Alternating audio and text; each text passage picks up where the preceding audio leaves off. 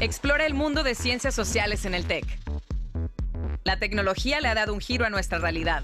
Las nuevas tendencias demandan nuevas soluciones a problemas que antes ni siquiera se pensaban. El mundo enfrenta nuevos retos políticos, económicos y sociales que requieren de la mejor preparación. Aquí los retos no son ejercicios aislados, son tu preparación de todos los días. Define nuevas políticas para un mundo dominado por la tecnología. Redacta nuevas leyes que garanticen justicia para todos.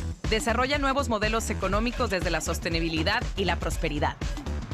Crea las nuevas regulaciones entre los hombres y las máquinas.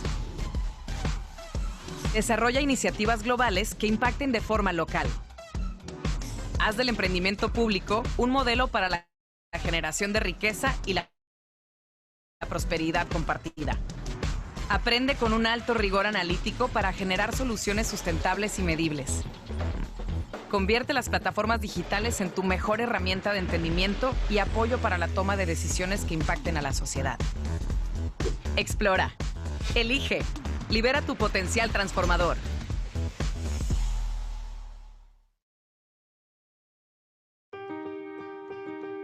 ¿Realmente estamos preparados para el cambio? Vivimos en un presente que se reconstruye cada segundo. Somos constantes aprendices de todo. Las cosas que aprendemos hoy se quedan tan obsoletas como la última versión de un smartphone. Nuestra realidad exige que evoluciones con la misma rapidez. Pero donde todos quieren un cambio, pocos están listos para hacerlo. Nosotros evolucionamos para que tú no dejes de hacerlo. Con una nueva oferta educativa.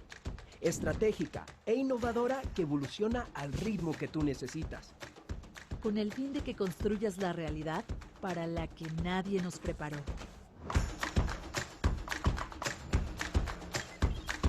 Sé lo que el mundo necesita, no lo que el mundo dicta. Nosotros te daremos las herramientas para lograrlo. El mundo cambió, nosotros también.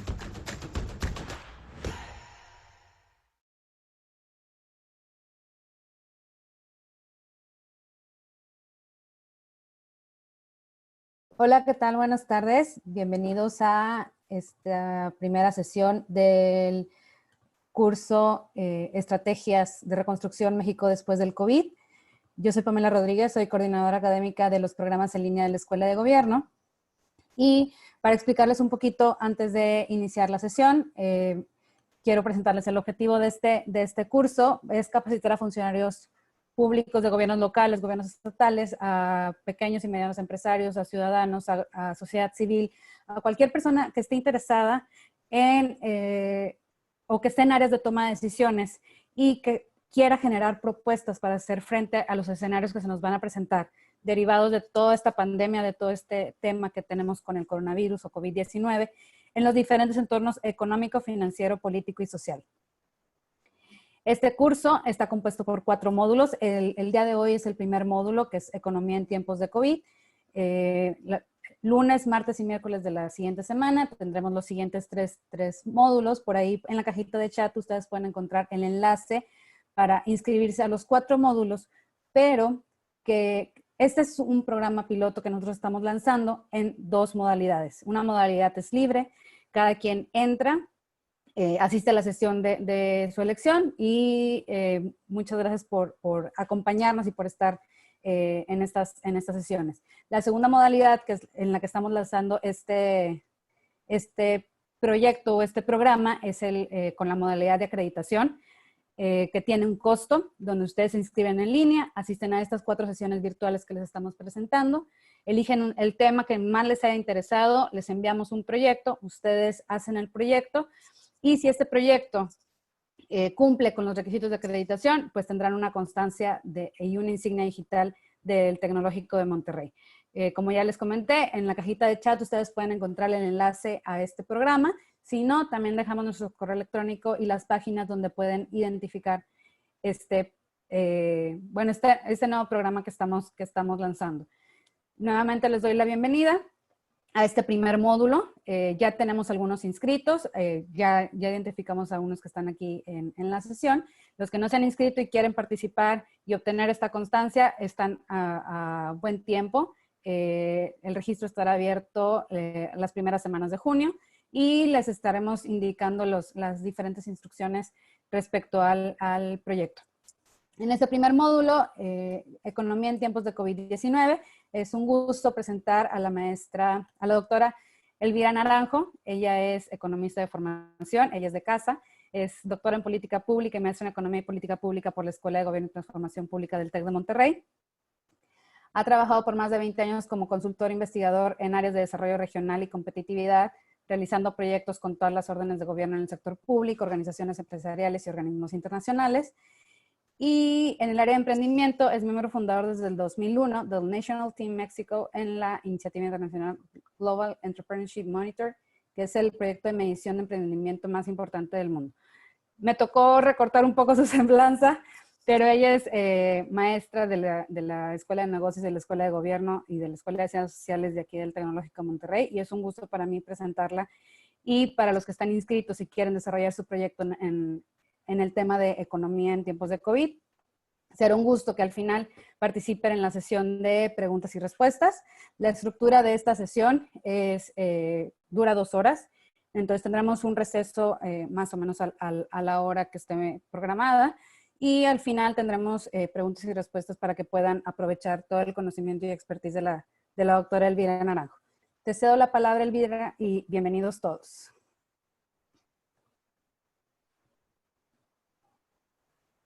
Muchas gracias, Pamela. Gracias por la introducción. Voy a compartir mi pantalla. Es básicamente la primera portada que teníamos. Denme un segundo. Ok. Gracias. Iba a preguntar sobre el receso. Que bueno, es una muy buena noticia. Estoy encantada porque dije, sí, hay que estirar tal vez un poquito las piernas, porque 2 horas ya nos pasamos un poquito de lo recomendado. Estoy en el Departamento de Economía, en Campus Monterrey, que ahora extrañamos mucho todos, bueno, nuestras áreas de trabajo y nuestros colegios también. Pues muchas gracias por estar aquí. Es como nos comentaba Pamela, el primero de los módulos. Yo quiero que esto se convierta un poco en una charla, es el tono que le quiero dar. Es el módulo introductorio, es empezar a repensar el cómo vemos esta crisis que nos está pegando durísimo, que no es el único impacto, no es lo fuerte, sino lo tupido, dicen por ahí. El objetivo de esta sesión en particular es que aprendamos a no solo identificar, sino también a contextualizar todos estos elementos y factores económicos y tal vez hasta de otra índole que nos están pegando. Esto puede ser estructural o puede ser coyuntural. Yo creo que hay temas importantes que ya estaban sucediendo en el entorno económico de México como país y nos llega de repente una nueva ola, una coyuntura que tenemos que enfrentar, que de repente nos hace tener que pensar entre lo importante y lo urgente, ¿no? En estas tareas que tenemos que ir realizando. Y que esto nos ayude un poco también a empezar como a entrenarnos también, ¿no? En un tema un poquito básico, ¿no? De cuáles son las prioridades de política pública, cómo las podemos repensar, quiénes son los responsables en los diferentes órdenes de gobierno, en el rol también tan fuerte que ha tomado el sector empresarial en esta coyuntura que estamos enfrentando. Y es un poquito eso, ¿no? Ir empezando a repensar cómo estamos. Últimamente, a esa es la edad. Me gusta estructurar el contenido más allá de una sola lista, dar como una idea más de lo que vamos a ver. Entonces, ya tiene algún tiempo que me gusta hablar de pavos listos y cisnes negros y ahora en estos tiempos tuve que agregar a un animal más, a una mariposa. Hablaremos un poco de cómo son estos procesos de transmisión de lo global a lo local y cómo esta historia de crisis, ¿no? que hemos vivido como país, como planeta, tal vez un poco a lo largo de diferentes crisis. Vamos a hablar también acerca de un rol súper importante de expectativas en un mundo que es complejo, que es interdependiente y que tenemos demasiada incertidumbre. Esto nos lleva también a hablar cuando cuando todos actuamos en función de estas expectativas y se convierte como en un comportamiento grupal. Entonces hablamos de animal spirits, ¿no? De este espíritu animal y profecías autocumplidas, cuando somos cuando actuamos como rebaño, ¿no? Y suceden las cosas que tanto temíamos, ¿no? Y aquí también un poquito hablar del daño autoinfligido, porque muchos de los efectos económicos que estas crisis nos están ocasionando han sido y son, y no está mal, es lo que pasa, por una autorrestricción. Nosotros mismos como sociedad y como gobiernos hemos tenido que limitar la actividad económica, pero esas decisiones, una decisión dura que nos hace daño y que pues es autoinfligida, ¿no? Que no quiere decir que aquellos países que han decidido no hacerlo tan fuerte, pues ahora probablemente sufran consecuencias, ¿no? Brasil en las últimas semanas pues ha estado con muchos problemas con relación al COVID. Platicaremos un poco de lo urgente, lo importante, un par de temas que me encantan. Sobre competitividad he trabajado muchos años. Hacia el final daré algunas instrucciones para aquellos que quieran como poner un poco en práctica esta forma como de empezar a pensar y ver cómo vamos a entender la economía a nivel de entidad federativa. Conclusiones y una nota final, ¿no? sobre el ponernos de acuerdo en el qué. Muy bien. Me gusta iniciar, ¿no? En ocasiones las charlas haciendo una adaptación de una de las historias que aparecen al inicio del libro de Nassim Nicholas Taleb, el Cisne Negro. Y es un pavo muy inteligente, es un pavo economista. Él es un pavo obviamente muy curioso, siempre muy atento a lo que veía a su entorno. Le gustaba mucho llevar datos y registros de información. Sobre todo le empezó a preocupar su bienestar, y entonces empezó a llevar una estadística muy detallada en el tiempo acerca de la cantidad de comida que recibía. Y empezó a relacionar esto también con su bienestar, de tal forma que pues, una mayor alimentación a él lo hacía más feliz, y el pavo crecía y entonces recibía más alimento, y esto lo hacía cada vez más feliz. El pavo tenía datos al principio, después empezó a hacer proyecciones, estimaciones, y el pavo era bastante acertado, tenía modelos bastante ajustados. Podía predecir con mucha exactitud, ¿no? Cuál era la cantidad de comida que él iba a recibir al día siguiente, ¿no? Y cómo esto iba aumentando con el tiempo. La verdad es que era la envidia del resto de los animales de la granja. Y pues el pavo se pavoneaba. Hasta que llegó un día en que no le atinó.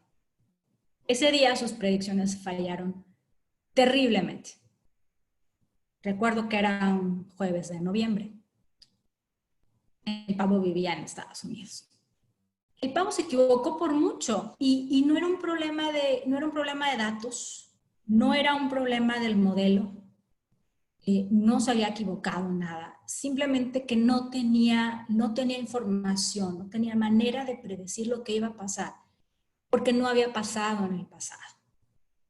Al pavo no se lo habían cenado nunca antes, no tenía información adicional. Entonces, esto no es necesariamente un error en la estimación, esto es que hay eventos, como nos lo plantea Nicholas en su libro del Cisne Negro, es que hay eventos que no podemos predecir. Y esa es la característica fundamental del Cisne Negro, es que no lo podemos predecir, no tenemos datos, no hay manera, es inesperado. Pero si sucede, va a tener efectos tremendos. Va a cambiar la forma en la que convivimos, va a cambiar el orden de la economía, van a cambiar cosas muy importantes. Y un tercer elemento es que después de que pasa, tendemos, nosotros como ciudadanos y los economistas y los políticos, tendemos a explicar por qué sí era esperado que sucediera, ¿no? Empezamos a construir una lógica hacia atrás de tal manera que ahora nos decimos, es que era evidente que esto iba a pasar. Y no es cierto. no es cierto, ¿no? Esto en economía conductual lo podemos ver como un sesgo de confirmación y no es cierto. En realidad el pavo no podía saber, no lo podía esperar. Yo recuerdo que a principios de año estuve en un par de empresas dando una charla introductoria como para arrancar el año y hablaba un poquito del contexto en distintos sectores de la economía. Y la verdad es que esto fue en enero y esto lucía bastante razonable. Digo, ya tenemos por ahí una historia de crecimiento económico en el último par de trimestres, pero pues había un contexto en el cual las empresas podían planear, ¿no? Podrían organizar una estrategia, enfrentar una desaceleración económica, y estaba muy bien. Me acuerdo que conté en una de ellas la historia del pavo y los cisnes negros. Y la verdad de las cosas es que unas semanas después nos topamos con un mundo que era totalmente distinto. Y no lo podíamos predecir, no lo podíamos saber. Hay quien dice que en realidad sí podíamos, ¿no? Hoy ya empezamos a ver que en realidad sí podíamos predecir y que no es un cisne negro y que es un cisne blanco. De hecho, para algunos de ustedes que tal vez no hayan escuchado el tema del cisne negro, el asunto es que los cisnes, digamos que en los libros de biología y así, dicen que los cisnes son blancos. Y entonces, por definición, el cisne es blanco y si hay un cisne negro, pues no es un cisne porque es negro y los cisnes son blancos, ¿no? Entonces, resulta que los cisnes habían sido blancos y hace algunos, quizás cerca de un poco más de un siglo, en alguna isla lejana allá por el sudeste asiático, no recuerdo si fue, no recuerdo en realidad si era en Australia o algo así. Resulta que encontraron un animal que parecía un cisne, pero era blanco, era negro, y entonces pues hubo de repente una discusión, porque decían, es que no, los cisnes son blancos, no hay cisnes negros, y es muy poco probable que suceda que exista un cisne negro. El asunto es que pasa, y cuando se decide que efectivamente sucedió y hay un cisne negro, pues eso cambia las definiciones completas, ¿no? De lo que era un cisne, ¿no? Y ya después, bueno, ya podemos explicar muchas maneras en las que sucede, pero el concepto es ese, es algo que no pensábamos que podía ser posible, pero de repente sucede y de repente cambia la historia. Esta lógica de cisne negro hace que se vuelva tal vez a veces mucho más relevante todas las cosas que no sabemos y no entendemos de la economía, más que lo que sabemos. El pavo tenía mucha información y la podía revisar y analizar y predecir con mucha exactitud, hasta que hay cosas que no sabemos. Es reconocido, la verdad, no es un tema de literatura de fin de semana, el libro está muy ameno, la verdad es que sí se los recomiendo, pero instituciones en todos los países, inclusive Banco de México, he tomado esa imagen del portal de Banco de México, hablan de esto. O sea, hay un elemento aquí que sí tenemos que tener en cuenta. Y la mariposa, ese es un elemento que sí he tenido que agregar hoy quizás por primera vez para tomar este concepto del efecto mariposa.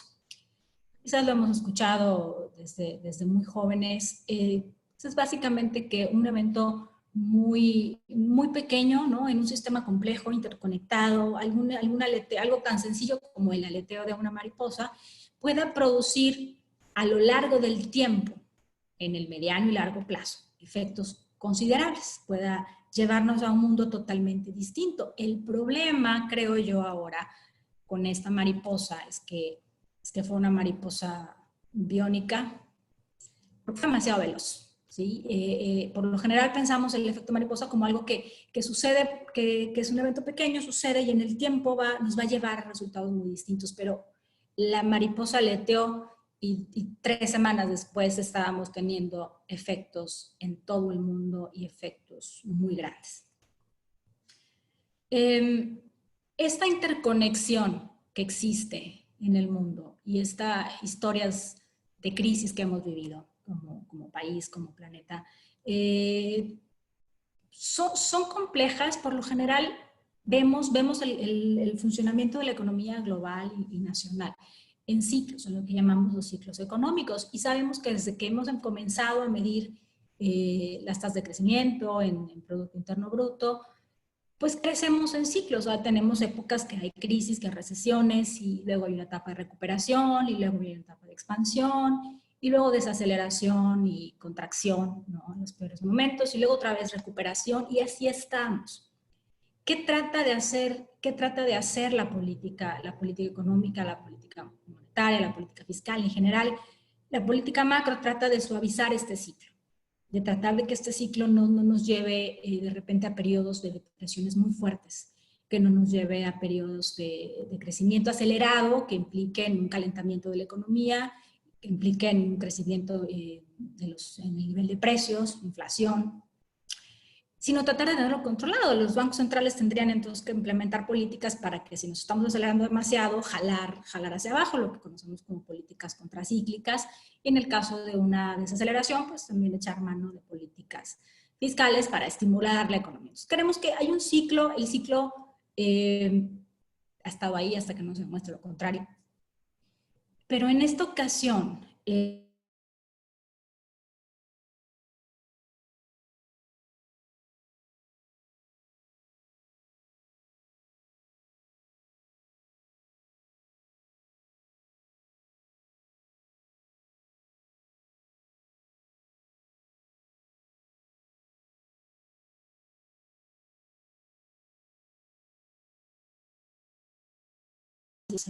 va a ser este impacto.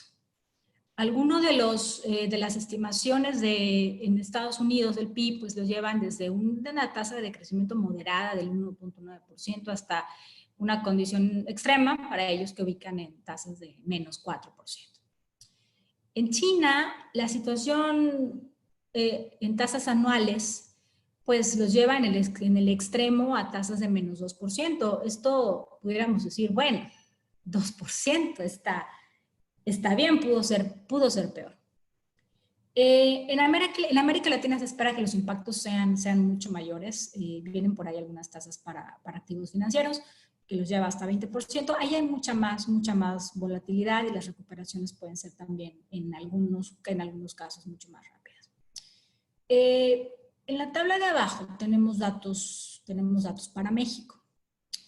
Y nos hablan de esta pérdida anual estimada en Producto Interno Bruto para los siguientes par de años, 3 años, basados en una tasa de crecimiento base. Esto viene de un reporte del BID que publicó a inicios del año. Ya estábamos en tiempos de COVID, pero estábamos a inicios de marzo. Esto seguramente lo estaban revisando en febrero probablemente. Y el mundo cambió un montón de febrero a mayo. Aquí, por ejemplo, se plantea un crecimiento base que para México podía andar a lo mejor alrededor entre el 1 y el 2% inclusive, y nos plantea impactos negativos que van desde un 2% hasta más de un 5%, partiendo de una base que es positiva. Sin embargo, hoy sabemos que la base de la cual partimos no es una base positiva. Tenemos tasas de decrecimiento y trimestral en el PIB, y entonces esta crisis nos agarra todavía un poco más descuidados. En la gráfica pues podemos ver que esa caída para América Latina, está planteado ahí nada más, pues puede llegar a niveles de tasas hasta menos 7%. Muchas de las cosas que vamos a ver, y a lo mejor los argumentos que a futuro también se manejarán más una vez que hayamos salido de la coyuntura, tiene que ver que esta crisis vino de fuera, ¿no? Que somos un mundo complejo, interconectado, que para qué los chinos hacen sopa de murciélago y cosas por el estilo. Pero en realidad es que ya estábamos en crisis. Y eso no es algo necesariamente favorable, porque pues nos toma desprevenidos. ¿Cómo son los impactos en China, no? Porque, bueno, viene de fuera. En China va a haber un impacto de 2%, ya vimos.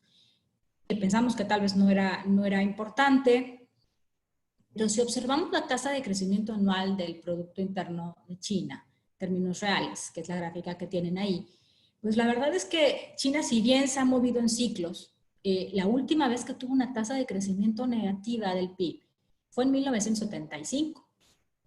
Yo no había nacido. Casi, pero no.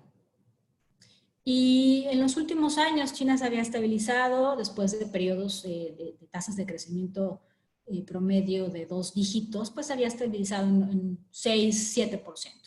Y esto ya los tenía preocupados. Imagínense entonces cuando en la estimación trimestral, que vemos los datos para primer trimestre del 2020, pues vemos que la contracción en China para el trimestre, no es para el año, todavía podríamos esperar pues, de crecimiento menor en los siguientes segundo o tercer trimestre, a lo mejor en el cuarto trimestre un crecimiento, probablemente terminen en el -2 o cercanos al 0.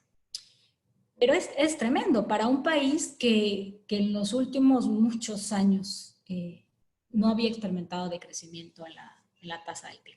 Ahora, ¿qué nos pasa a nosotros? A nosotros, pues ya el primer trimestre ya nos toma en crisis. Ya teníamos de crecimiento de los últimos periodos. ¿Se acuerdan? Rondábamos en los ceros, ¿no? Y entonces había esta discusión entre si era 0.1 positivo, 0.1 negativo. Y la verdad es que la discusión era un poco inútil, ¿no? O sea, estábamos mal. Si no crecemos, no vamos en realidad a ningún lado. O sea, es más, nuestra preocupación debería estar, no estar pensando ni siquiera en el 2%. O sea, si queremos que como país podamos tener una mejor calidad de vida para todos. Un poco con eso también voy a cerrar en unos minutos. La tasa, la línea roja que ven ahí, pues las estimaciones oportunas del PIB desestacionalizado, ya nos ubicaban en -2. Ahora, ¿qué pasa en el primer trimestre? Nosotros recibimos los datos del primer trimestre oportunos a México hace poco, hace un par de semanas. El problema es que estos datos no traen todavía efectos COVID. La jornada de sana distancia, la suspensión de actividades no empieza a suceder hasta principios de abril. En el Tecnológico de Monterrey fuimos de las primeras instituciones en el país en suspender actividades. Eso lo hicimos el 13 de marzo. Pero el país completo no empezó hasta abril a tener esos impactos. Entonces realmente no los estamos viendo ahí. Y nosotros ya estábamos con decrecimiento. Tenemos los datos por sector también y pues podemos ver que la parte de toda la actividad secundaria, industrial, manufactura, pues es de la más afectada. Al sector servicios también estaba negativo, le pegaba un poco menos, pero ahora creo los servicios, muchos de los servicios, especialmente servicios personales, son los sectores que están mucho más afectados. Porque si bien toda la parte de productos, las empresas que rápidamente pudieron ponerse en línea, por ejemplo, ¿no? Bueno, comercio les está pegando, perdón. Pero servicios personales, y si piensas en la estética en la que ibas y cosas así, pues la verdad es que no hay manera de dar un servicio así a distancia, ¿no? A lo mejor algunas cosas sí se pueden poner en línea, pero no todo. En México hemos tenido crisis de todo. Hemos tenido crisis de deuda, crisis cambiarias, crisis bancarias, crisis financieras, crisis que nos han llegado totalmente de fuera, crisis que hemos hecho en casa, todas diferentes, ¿no?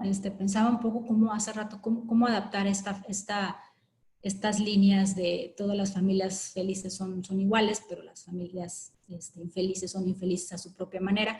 Creo que pensándolo en términos del ciclo económico, pues todas las etapas buenas y de boom económico y crecimiento pues son felices, son todas iguales tal vez, pero las crisis son, estos periodos son muy diferentes, cada uno a su manera, ¿no? Nos han pegado en el 76, nos pegaron el incremento de los precios del petróleo, la deuda pública era enorme, ahorita es más grande inclusive. Teníamos devaluación, había demasiada inflación, tuvimos en el 86 otra vez, en la década de los 80, otros periodos importantes de inflación, la deuda subía cada vez más, sin embargo por ahí el crecimiento llegó a un -3% en ese año. Para el 95, que ya son momentos más recientes, pues ya estábamos hablando de una crisis bancaria, de mal manejo, que se llaman interno de las finanzas públicas, balance de pagos, reservas internacionales, una moneda artificialmente tratada de contener, ¿no? Que finalmente explota. Esa crisis es de las más profundas en los años recientes, ¿no? Llegó a -6.3 y es probable que esta sea mucho peor. La última gran crisis, la gran recesión, totalmente de origen externo, burbujas en el mercado inmobiliario en Estados Unidos, pues nos trajo una contracción de poco más de 5% del PIB. Sin embargo, esta crisis es muy distinta en muchas otras cosas. Esta crisis nos trae una crisis económica, sí, pero nos trae una ola de crisis adicionales con ella. Parte de una crisis de salud, no nada más en cuanto a la salud personal, sino en cuanto a los sistemas de salud en los países. Pero nos viene una ola, una crisis de desigualdad, una crisis de pobreza. Ya Coneval nos advierte que el resultado de esto pueden ser hasta 10 millones más de personas en pobreza. Viene quizás también una crisis de seguridad, no que ya no estuviéramos en una, pero esto se va a recrudecer. Muchísimos hogares perderán toda forma de sustento. Hay una crisis de violencia familiar también en aumento, aunque no se reconozcan los datos. Hay una crisis de salud mental que se va a dar, estamos todos en casa. Algunos ven, algunos con acceso a internet, con accesos a educación y cursos, pero otros no. Hay hogares con hacinamiento, hay hogares sin sustento, todo esto a escala nacional. Y esto no es exclusivo, obviamente, de México, esto está sucediendo en todos los países. Y también surgen por ahí las recientes llamados de atención hacia una crisis de democracias, una crisis democrática también a nivel de países. Todo este contexto de expectativas, yo quisiera poner por qué es importante. El grado de interdependencia en estos momentos ya tal vez ni siquiera es como tan necesario explicar todas las razones por las cuales estamos interconectados. Todos de alguna manera lo sabemos.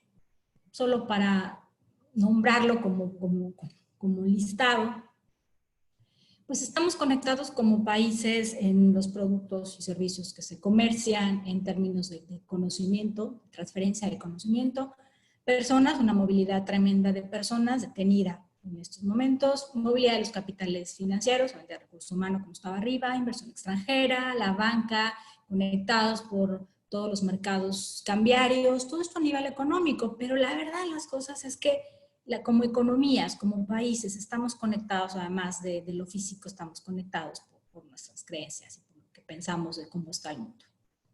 Esto también influye en estas expectativas, en estas tomas de decisiones individuales y luego grupales, ¿no?, que nos mueven como economía. Esto se me hizo bastante interesante. Esto salió en un reporte igual reciente, creo que es de este mes, están las fuentes ahí, es del Centro Económico para la Investigación de la Política. Pero es verdad, estamos conectados, no nada más en la parte económica, estamos conectados porque estamos viendo si en Italia salieron a cantar en el balcón y entonces nosotros queremos salir también a cantar en el balcón. Hay una conexión que va mucho más allá. El exceso de información también nos genera incertidumbre. Estamos pendientes de todo. Las crisis en general generan incertidumbre. Una clave para tratar de atenuar eso es transmitir confianza. Creo que parte de la responsabilidad de los gobiernos y de las autoridades y de las instituciones es transmitir confianza. Yo en algunas ocasiones comentaba con mis alumnos en clase que no vas a ver en medio de una crisis, no vas a ver a un gobierno, a un presidente salir a decir que todo se está yendo pues, por ahí lejos. Porque entonces vas a profundizar la crisis, vas a armar un caos social. Tienes que salir a transmitir confianza, tienes que salir a decir que se está trabajando, que se están tomando medidas, presentar datos ciertos y veraces. Y tratar de demostrar, no con palabras, sino con hechos, que se está trabajando en lo que se requiere. Creo que esto es muy importante cuando pensamos en situaciones de crisis como las crisis normales, ¿no? Las crisis económicas en función del ciclo. Creo que eso es hasta cierto punto necesario. No vas a ver al gobernador del Banco de México salir a decir que la moneda se va a devaluar tremendamente y entonces ocasionas, ¿no?, el desastre cambiario. Pero creo que intentar transmitir confianza en una crisis de salud como la que nos tenemos ahora puede ser contraproducente. Tú no puedes salir a decir que todo está bien. Sí lo vemos. Podemos tratar a decir en términos económicos que hubo una crisis, una burbuja financiera fuera, aquí, pero que se está trabajando y que entonces vamos a trabajar juntos. Necesitamos confianza para reactivar la economía. Pero en una crisis como esta, la verdad es que creo que es contraproducente que tú salgas a decir que todo está bien y que entonces salgamos a nuestras casas. Porque tendemos a actuar como rebaño, ¿no? Y no hablo del rebaño con inmunidad que anda por ahí, ¿no? La toma de decisiones económicas como grupo, como sociedad, como agentes económicos, pues se convierte también en un tema de profecías autocumplidas, ¿no? También conceptos no necesariamente nuevos, ¿verdad? En economía. Sin embargo, después, por ejemplo, bueno, tenemos una frase también bastante conocida de Roosevelt después de la Gran Depresión, que decía, bueno, es que a lo único que debemos tenerle miedo es al miedo mismo. Porque el miedo mismo nos puede llevar a situaciones distintas. Estas expectativas y esta confianza nos puede llevar a distintos resultados. Entonces hay situaciones de equilibrios múltiples. Hay un equilibrio en el cual todos sentimos confianza y empezamos con nuestras decisiones a reactivar la economía, o un equilibrio distinto donde a través del miedo y del encerrarse y a lo mejor ahorro y no gasto y no contrato y no amplío y no invierto, nos lleva a otro equilibrio que deriva de la desconfianza y del miedo.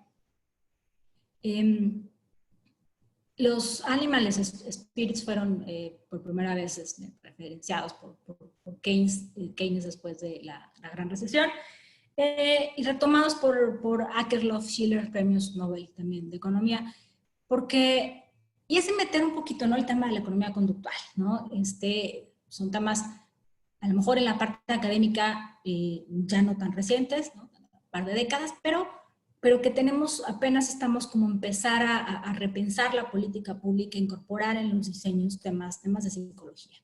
Cómo este proceso de tomas de decisiones, cómo actuamos, estos matices que tienen que ver con la parte social, con la parte emocional de nuestro comportamiento y cómo nos llevan a expectativas autocumplidas. Y podemos hablar de una macroeconomía conductual. Entonces, yo creo que ya a estas alturas estamos viendo que el entorno es bastante complejo. Quiero entonces detenerme un poco y entonces pensar que en lo importante y lo urgente, ¿no? Un poco quizás relacionado con términos de competitividad, como trabajé muchos años en los índices de competitividad de Estados mexicanos que elabora el Tecnológico de Monterrey. Y entonces estábamos muy preocupados ahí por los temas que a nuestro punto de vista eran los importantes. Solo quizás antes de continuar con esto quiero hacer una pausa. No sé si he visto que han llegado los mensajes. ¿Hay alguna pregunta o algún grupito de preguntas que quieran compartirme, Pamela? Sí, hay un par de preguntas. Héctor pregunta si la ley de amnistía, en tu opinión, ¿cómo puede beneficiar o perjudicar en nuestra sociedad y economía? Ok, mira, otra de las cosas que siempre tenemos que tener en consideración cuando hacemos especialmente diseño de política pública tiene que ver con los unexpected consequences. Todas estas consecuencias que no esperábamos, que no planeábamos, que en un principio planteamos de muy buena voluntad, que tenemos una meta concreta, pero que puede resultar equivocado. Los resultados de eso, tal vez la intención es adecuada, pero creo que los resultados van a depender mucho de la implementación, ¿no? De quiénes y cuántos y cómo estamos hablando, ¿no? Que vamos a andar perdonando y soltando. Yo creo que ese es un tema que la implementación en sí de la política, ¿no?, es lo que nos va a dar el efecto final. Y también hay otra pregunta, pero si se da un discurso para transmitir confianza, ¿cuándo y cómo se afronta la crisis real? Entonces no se ve lo que está mal y arriesgamos de seguir repitiendo lo que por años ha dado óptimos resultados, o mejor dicho, lo que puede mejorarse. Claro, lo que pasa es que la confianza se transmite con la verdad. no transmitimos confianza con mentiras. No se trata de cubrir, de dorar la píldora, no se trata de eso. La confianza la transmites con hechos, la confianza la transmites diciendo que se están haciendo cosas y mostrando con datos que se están haciendo cosas, ¿sí? Yo creo que esa es la clave de esto. O sea, no es salir a mostrar un mundo que no es salir a maquillar datos, no hablo de México, hablo en general de todos los países. La confianza la tienes que transmitir con un manejo adecuado, ¿no? Porque entonces si no lo que se te acaba es ese permiso que tenías quizás de decir de entrada que vamos bien, que ya empezamos a trabajar, aún cuando todavía no has empezado a trabajar, pero ya casi empiezas a trabajar, y entonces dices, sí, ya vamos bien. Es como cuando te hablan y te dicen, oye, ¿ya vienes? ¿No? Para una reunión. Ahorita no hay reuniones, pero cuando había, ya vienes, sí, ya voy saliendo, ya voy en camino, y te estás bañando, ¿no? Entonces, al principio eso le da un poco de tranquilidad a la persona que te está esperando, ¿no? Dice, bueno, ya no falta tanto, pero no puedes continuamente estar haciendo eso, porque si no, simplemente la persona no te cree y pierdes toda credibilidad y toda confianza. Entonces, sí, la confianza se transmite, pero con los caminos adecuados. Hay hay muchas preguntas que nos están llegando en el chat. Voy a agarrar dos que están muy relacionadas con lo que estás platicando. Comentas que es contraproducente decir la verdad en crisis de salud y cuál sería el efecto en México. Y otra pregunta que vi por aquí también está relacionado. Creo que ya se fue. Sí. Yo creo que no hay que confundir verdad con confianza. Es contraproducente intentar transmitir confianza diciendo que las cosas van bien cuando en realidad todavía no van bien.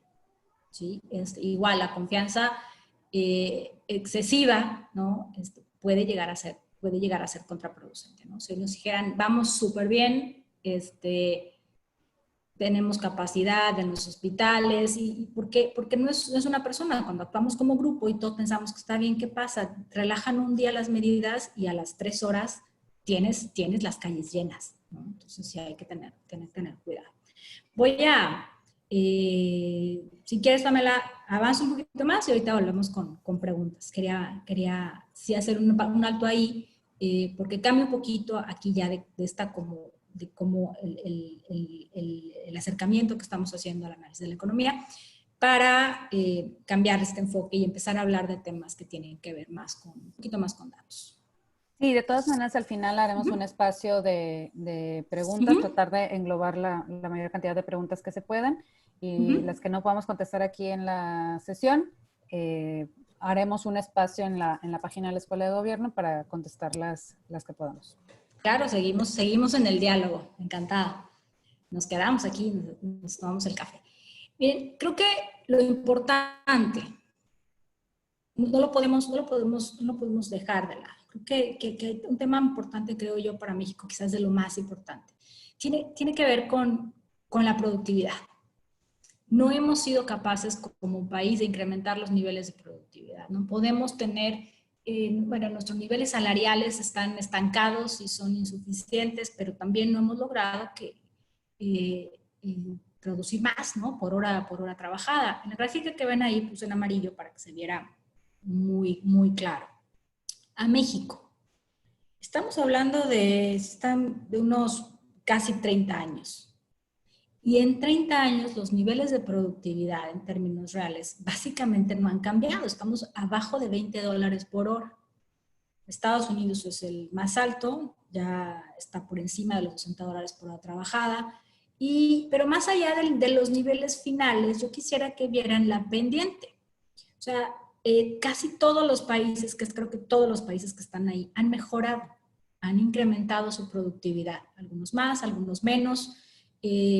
Es siempre un referente el caso de Corea. Corea tenía un nivel de productividad de la mitad de lo que tenía México al principio de los 90, y con políticas exitosas, pues ahora más que nos rebasa, ¿no?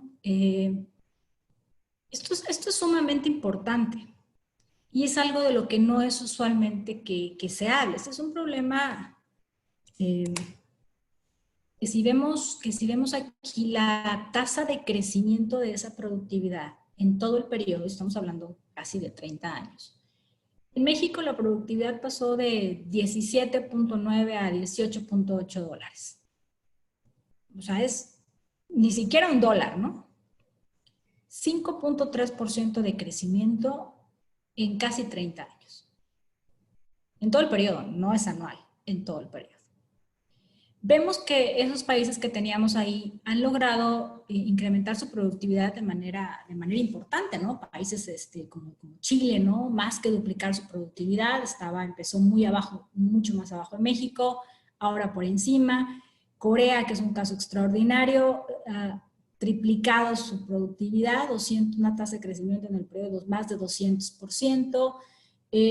Inclusive países desarrollados, tenderíamos a pensar que a lo mejor ahí las tasas de crecimiento pueden ser un poquito menores, porque ya están en un nivel inicial alto. Pues Estados Unidos y Reino Unido han aumentado su productividad en 50% en este periodo, y nosotros 5%. ¿Por qué es esto importante? Esto que vemos aquí es el PIB per cápita. El PIB per cápita de México ha andado pues, en los últimos años rondando ahí los $10,000 por persona, pero si vemos, por ejemplo, a Corea, y si vemos que inicia con un nivel que yo creo que estaba alrededor de los $1,000 y que ahorita está en los probablemente $26,000 de PIB per cápita.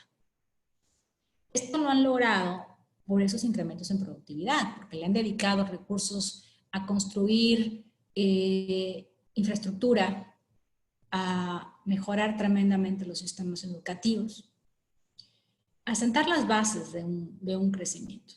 El crecimiento en México ha sido, en los últimos años, es nuestro lastre. Si no crecemos, no vamos a poder sacar a millones de personas de la pobreza. No lo vamos a lograr. No hay como país suficientes recursos fiscales para llevar una tarea tremenda, con demasiados retos en políticas públicas. Hablarán de eso más en los otros módulos, ¿no? Pero no lo logramos. O sea, esto es realmente importante.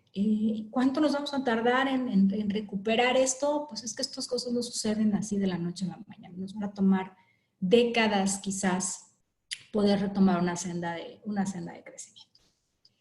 Y en estas historias de cosas importantes, el Tecnológico de Monterrey inició en finales del siglo pasado con esta iniciativa en papel, en ese entonces, de estudios de competitividad. Que creíamos que era importante porque esta competitividad que nos hacía a nivel nacional en realidad no representaba ninguno de los estados, porque lo que sucedía en Nuevo León era muy distinto de lo que estaba sucediendo en Querétaro o en Tabasco o en Baja California. Esto es una larga tradición. De hecho, somos la primera institución en el país que empieza a publicar estudios de competitividad. Pasamos del papel a lo digital. Este es el reporte más reciente que elabora la Escuela de Gobierno y Transformación Pública en el Instituto de Desarrollo Regional. Y se incorporan nuevos elementos y pensamos que esto es lo importante. Bueno, cuando en el 2008-2009 nos encontrábamos haciendo el reporte de ese año, pues nos dimos cuenta que nuestra historia de competitividad estaba como un poco fuera de lugar. Como que de repente decías, híjole, vamos a salir a hablar de competitividad cuando el mundo está en una de las mayores crisis de los últimos años en ese momento. Y entonces quisimos evaluar los efectos de corto plazo, ¿no? El impacto de esta crisis en los diferentes estados, porque si bien la competitividad medía como estas cosas como importantes, estructurales, de largo plazo, la crisis nos tomaba por sorpresa una vez más.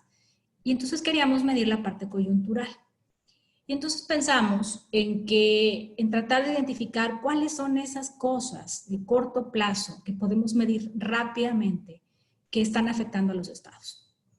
Entonces buscamos 4 factores que están por ahí y tratamos de identificar variables. ¿Por qué es importante? Porque en economía ya sabemos que vamos a una recesión, pero para cuando sepamos el dato del PIB, pues ya vamos a estar en el segundo trimestre, pues ya vamos a estar en julio, ¿no? Y hay que tomar medidas, hay que empezar a medir y a saber cómo vamos pronto. Pensamos entonces que las cosas que en ese momento eran importantes y que estaba sucediendo era una pérdida en la capacidad de pago, la capacidad de pago, no, de compra y de pago de los hogares, en que se perdieron los medios para tener ingresos, tanto en el sector empresarial como en los hogares, en el sector laboral, y una gran pérdida de confianza. Identificamos variables. Esto me detengo aquí porque aquellos de ustedes que vayan, que quieran hacer esta actividad, va por aquí la actividad, ¿no? En identificar indicadores que rápidamente podamos medir en nivel estatal y que nos den una idea de cómo estamos. Utilizamos para medir pérdida de capacidad de pago, temas como la venta de automóviles nuevos. Sabemos hoy que hoy en día pues, está también por los suelos, captación comercial, los índices de morosidad que comenzaban a crecer. Creo que a diferencia de hace 11 años es que hoy todo el sistema bancario se está sumando a un apoyo a los deudores en extender los plazos por algunos meses. Pero se perdieron negocios, un impacto durísimo, sobre todo por esta que es una crisis que viene como de la parte de la economía más interconectada globalmente, sector automotriz principalmente, y entonces empieza a permear hacia abajo. Esta es una crisis que sucede totalmente al revés, porque los primeros afectados son precisamente los pequeños negocios, todos los de abajo. Y son entonces las cadenas más grandes las que están tratando a veces como ahorita de apoyar, dando créditos, dando producto, los grandes grupos empresariales. Pero esta crisis empieza de abajo. Algunos indicadores rápidos, ¿no? Los indicadores de empleo son datos que podemos tener muy rápido, mucho más rápido que las estimaciones del PIB, y algunas mediciones de pérdida de confianza. Lo que ven aquí es que la línea recta es ordenado por posición el ranking de competitividad. Entonces vemos ahí que estaba el Distrito Federal en la posición 1, ¿no? En primer lugar, Nuevo León segundo, y hacia el final tenemos los estados que salían con calificación más baja de competitividad. Y la otra línea es este índice de coyuntura. Y nosotros vimos que los estados que tenían un nivel de competitividad más alto, entre Distrito Federal y Aguascalientes, estos, a ver, déjenme buscar mi lucecita. Todos estos estados, la posición que tuvieron en el índice de coyuntura fue mucho más baja. Estos fueron los más afectados. Estructuralmente eran los más fuertes, eran los más altos, pero precisamente por ser los más conectados, fueron los más impactados en el corto plazo de manera inmediata con la crisis del 2009. Sin embargo, acá, si ven los últimos 8 o 10 estados, a excepción de Tlaxcala, estos que eran los estados con menos nivel competitivo, resultaron ser los más altos en el ranking de coyuntura, fueron los menos afectados. Precisamente por esta falta, bueno, no por esta falta, por esta menor conexión con los mercados internacionales, con las cadenas productivas de los sectores de manufactura, automotriz principalmente. Entonces, y en medio, bueno, pasa un poco de todo, ¿no? También podríamos tener un orden ahí aproximado. Pero empezamos a ver que hoy por ejemplo, los estados, tal vez, bueno, el caso del Distrito Federal, quizás es una economía más fuerte, con más recursos, pero es de los más afectados. Pero hoy ya no hay, hoy ya no vemos, hoy tiene que ver con dos cosas, más allá del grado de preparación que has tenido, o sea, cómo te agarra parado la crisis. ¿Cuál era tu nivel de riesgo que tenías? Yo ahorita me aventuro un poco más en eso.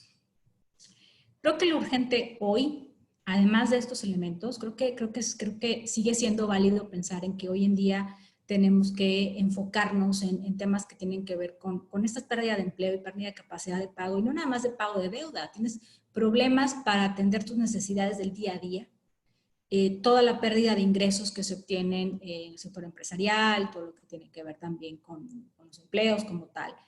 Y la pérdida de confianza, la veo ahora entre una mezcla o un péndulo entre exceso de miedo o exceso de incredulidad. Porque hay quienes sí están encerrados totalmente en pánico con esa situación, malo para su estrés, bueno para la salud pública en general. Pero también hay un grupo de la población que es incrédulo y que dice que esto es mentira, ¿no? Entonces, en cualquier de los dos extremos estamos hablando de que no hay una confianza, no hay una credibilidad, porque también los mensajes a veces no van alineados. Pero creo que hoy hay un elemento adicional muy importante que tiene que ver con los recursos con los que el gobierno cuenta. El gobierno va a tener que jugar un rol, bueno, debería de tenerlo, muy importante. Los recursos de finanzas públicas están muy debilitados. No de ahorita, no del año pasado. Ya llevamos un tiempo en esto. Y ya se sabe y ya esperamos que la cosa se va a poner peor porque las presiones de los sistemas de pensiones están ahí, hay un tema importante. Pero y aparte la caída en la recaudación que vamos a tener. Pero aparte, hoy en día los gobiernos subnacionales, tanto a nivel estatal como a nivel municipal, se van a tener que poner las pilas de manera importante. El tema de los recursos aquí va a tener que ver un poco, miren, para los municipios tienen una bajísima recaudación en lo que son ingresos propios. La verdad es que fuera de San Pedro, Garza García, aquí en Nuevo León, la mayoría de los municipios no obtiene más del 10-15% de recursos adicionales, de los recursos que tiene para manejar propios. Los estados también, muchos dependen en la mayoría de las transferencias. Hay un reto aquí importante a nivel de gobiernos subnacionales porque necesitan empezar a tomar medidas porque la crisis no nos está pegando igual como país.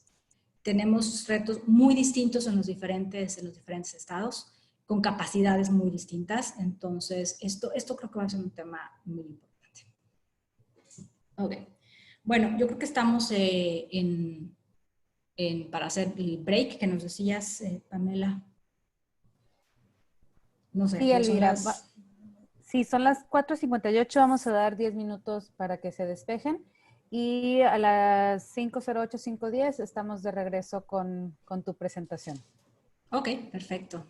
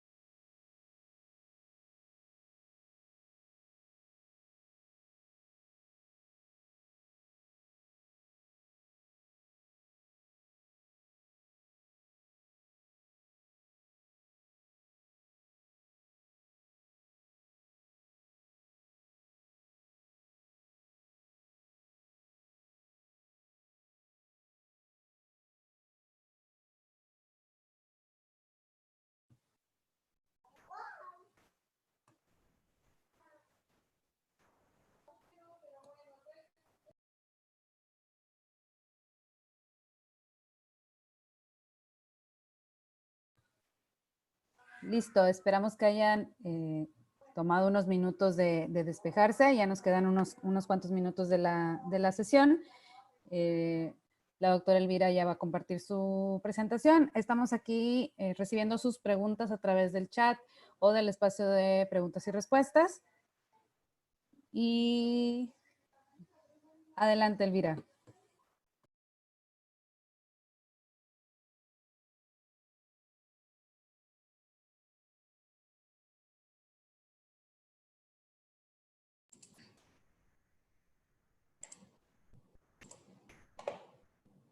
Listo. Ok, gracias. De vuelta, espero que sí hayan estirado las piernas y todo, porque también pues, esta crisis de salud también le vamos a sumar luego sedentarismo, ¿no? Eso sí también es de las cosas más graves.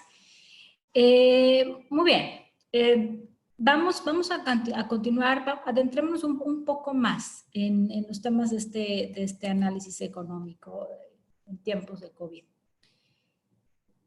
Aquí el primer punto que ya habíamos dejado probablemente entrever o a lo mejor claro, es que esta recesión no es una recesión normal, no es una crisis normal, no se parece a las recesiones típicas relacionadas con el ciclo económico, con el ciclo de negocio. Vimos en una de las primeras gráficas como las distintas proyecciones, ¿no? Entre las más optimistas hasta las más pesimistas, una caída abrupta, ¿no? Una caída demasiado rápido, y entonces las formas de entenderla van a ser también distintas, ¿no? Esto está entrecomillado, solamente no es mío, es del reporte que les comentaba al inicio del BID, y es que la típica gestión, lo que dice el libro de texto, que debemos de hacer, ¿no? Cuando tenemos una recesión, una contracción del producto, la demanda agregada, pues es implementar, corrientes, ¿verdad? Corrientes económicas, no más keynesianos, pero habrá quien diga que hay que dejar un poquito ahí la política monetaria haga su trabajo. Que deberíamos tal vez usar un poco de políticas contracíclicas, ¿no? Fiscal, monetaria, con mucho cuidado la monetaria. Hoy lo hemos podido hacer. Banco de México ha estado reduciendo las tasas de interés, probablemente las vuelva a reducir. La semana pasada la dejó en 5.5. Podemos hacerlo porque en esta crisis, por la disminución tan grande de la demanda, tenemos un nivel de precios controlado. La inflación está bastante baja, ¿no? También nos ayudó un poco ahí la caída de los precios de los energéticos, pero gracias a eso es que hemos podido trabajar la parte de política monetaria. La parte de política fiscal sí está un poquito más complicada. Pero en crisis así tan distintas, hay quien puede afirmar que no es lo apropiado. Inclusive hay un argumento que considero sumamente válido. Porque lo que dicen aquí es que, bueno, si hacemos un buen trabajo estimulando la demanda, ¿no? Con a lo mejor con transferencias monetarias, con apoyo a las empresas, entonces esto pudiera ocasionar que se reduzca nuestra política de distanciamiento social, ¿no? Susana Distancia no va a estar muy contenta porque al querer reactivar la economía, entonces pues se nos va a descobijar el otro lado. El objetivo, lo que tenemos que hacer entonces, la propuesta es que tendremos que complementar, o sea, que tenemos que sí tener cierres, sí tenemos que tener una disminución de la actividad económica, pero tenemos que al mismo tiempo buscar formas en que las personas que están no teniendo sustento lo tengan. Creo que es importante apoyar al sector empresarial que genera empleos o que es un autoempleo. Más allá de transferencias no condicionadas, que son válidas, que son necesarias. Alguien por ahí mencionaba un ingreso básico universal. Son cosas que sí funcionan. El problema es que tenemos un tema de finanzas públicas bastante complicado, porque tú tomas dinero para algo y te lo tienes que quitar alguna parte más, porque no aparece así nada más. Sobre todo cuando los precios tan bajos del petróleo a nivel internacional, pues ponen todavía un poco más en aprieto nuestras finanzas públicas, una baja recaudación, por también la baja en la actividad económica, pero hay que trabajar, como dice aquí, más en aliviar la situación que en estimular la economía.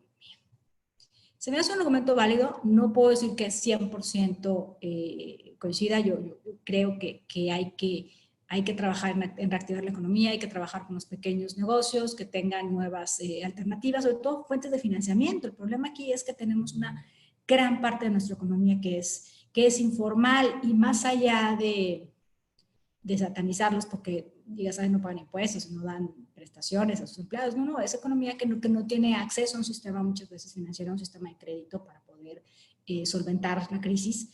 Entonces, es un problema que tenemos que atacar, y tal vez estos momentos pudieran de alguna manera servir como una puerta de entrada, ¿no? Para tratar de aliviar esto, ¿no? Entonces, enfocarse en el alivio de las condiciones de la coyuntura como tal. Y después, y después es poco tiempo después, porque esta crisis, si nos va bien, será muy rápida, si no, vamos a tardar mucho tiempo en salir.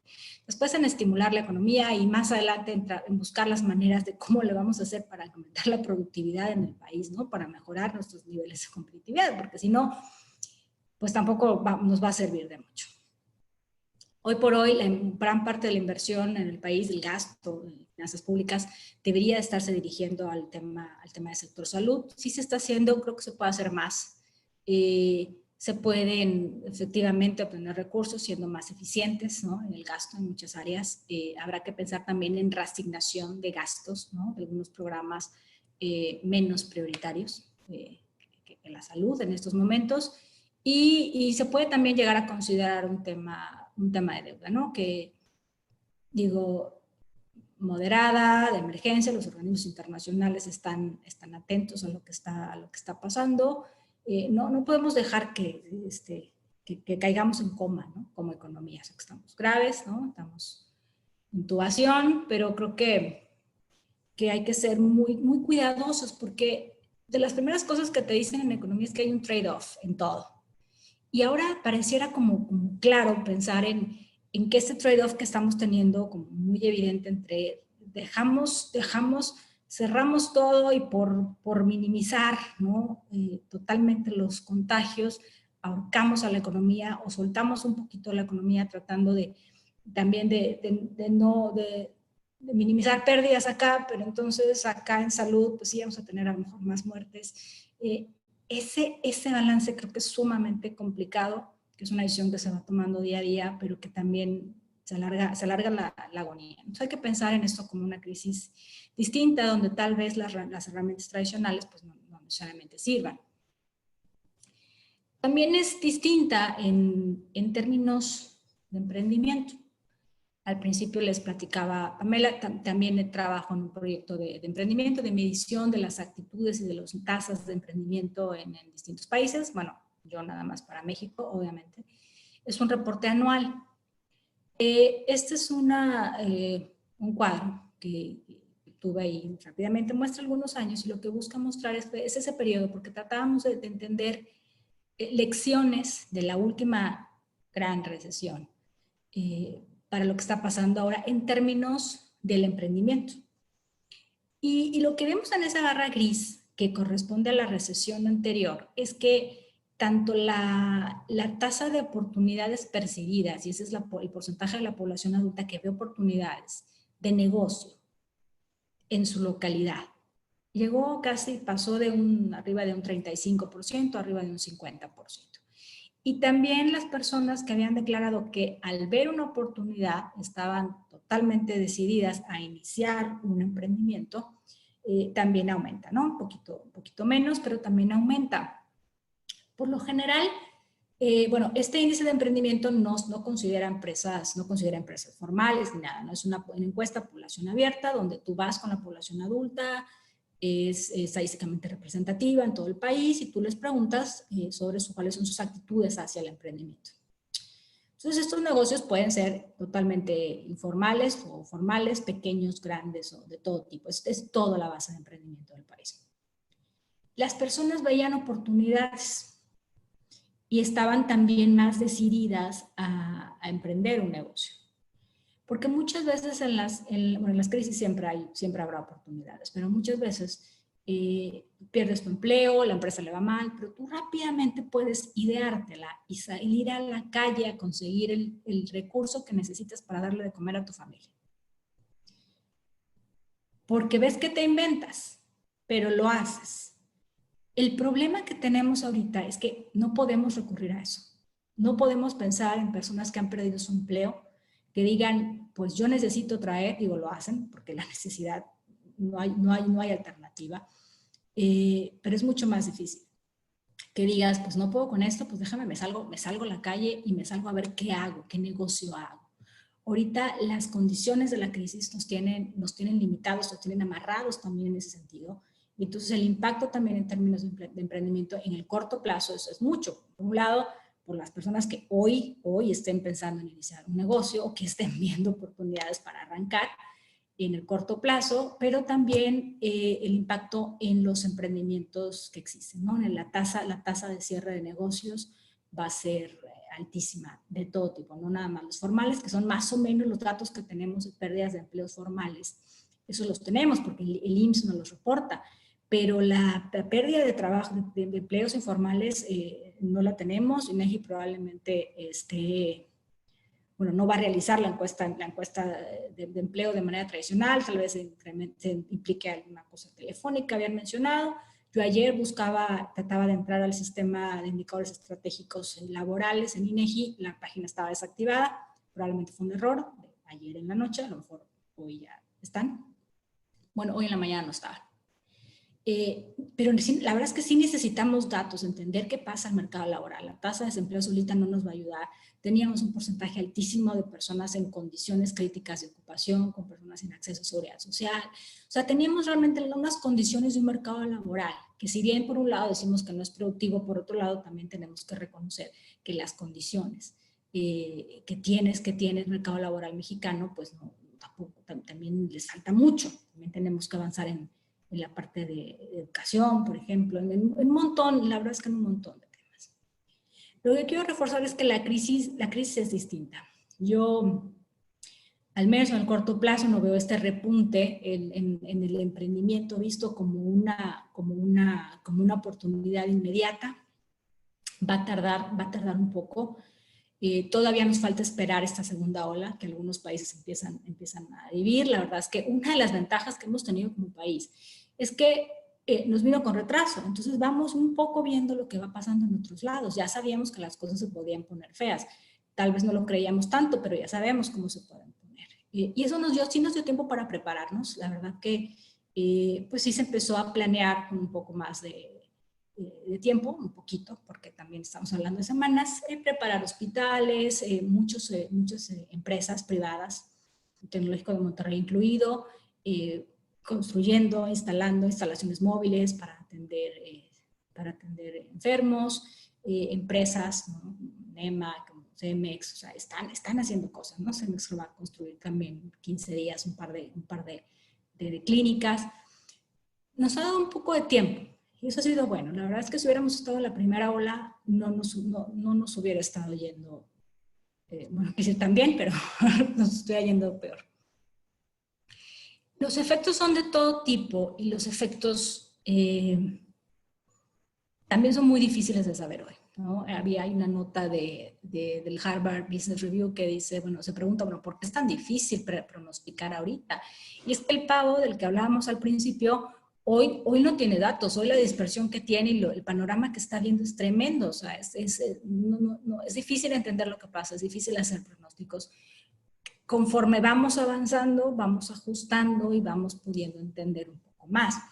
Pero hay estimaciones que hablan, al menos de caídas trimestrales, como el IMEF, pues hasta de un 20% del PIB en el segundo trimestre para México. Es una cosa tremenda. Lo único bueno aquí sería que se recuperara muy rápidamente, cosa que no sabemos, porque nosotros, recuerden, ya estábamos en medio de una crisis económica. Ya teníamos tasas de crecimiento negativas. Entonces, esto se ve complicado.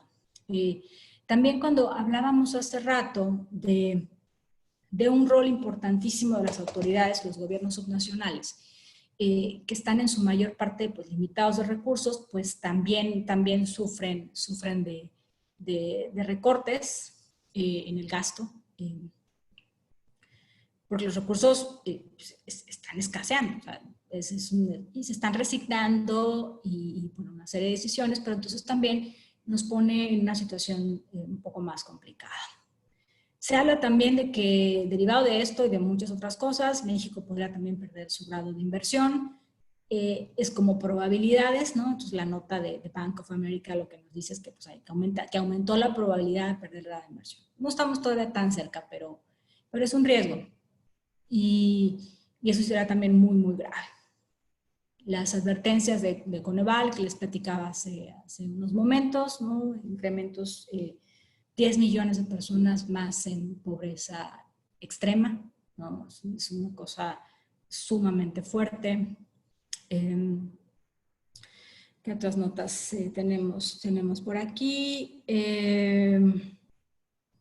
La CEPAL también está pronosticando pues, incrementos también en el mismo sentido de la pobreza, pensando que pues, lleguemos a los niveles del 50%. Y la verdad es que hemos estado rondando estos niveles, esta vez por decimales cambiamos, no hay una tendencia a largo plazo para disminuir la pobreza en México. Y son siempre en las crisis los más vulnerables. Y hay un riesgo en la clase media baja que cruce la línea de pobreza, porque la gente venderá sus casas, venderá sus carros, ¿no? Venderá sus negocios, probablemente muy, muy baratos, y habrá quienes se encuentren en una posición de aprovechar oportunidades y lo puedan hacer, pero eso lo único que logra es incrementar la desigualdad. ¿Okay? Aquellos que pudieron ver una oportunidad aprovecharán la necesidad de otros y entonces eso incrementa también la desigualdad. Eso es un problema grave también. ¿Cómo nos va con economía? Y les repito, estos datos son al tercer trimestre. Perdón, bueno, este llega hasta el cuarto trimestre de 2019. Son los datos que nos da INEGI de oferta-demanda global. Ya veíamos una caída al cierre del año pasado. En el primer trimestre es todavía más pronunciada. Y todavía no sabemos cómo nos va a ir en el segundo trimestre. Y todavía tenemos que esperar y no lo sabremos hasta en un par de meses. Cuando vemos esto de manera desagregada, pues vemos, bueno, el PIB es el primer cuadro que vemos ahí está la caída que se ve reflejada, pero también podemos pensar en la parte, a ver, no están necesariamente en orden. Importaciones cayeron, ya traíamos ahí pues una disminución también que nos impacta en la demanda agregada. El consumo de gobierno tiene también una caída importante. Es un poco también, se analizó desde el año pasado, ¿no? La entrada de una nueva administración, en lo que agarran la onda y empiezan a gastar, pero también hay una parte ideológica de austeridad que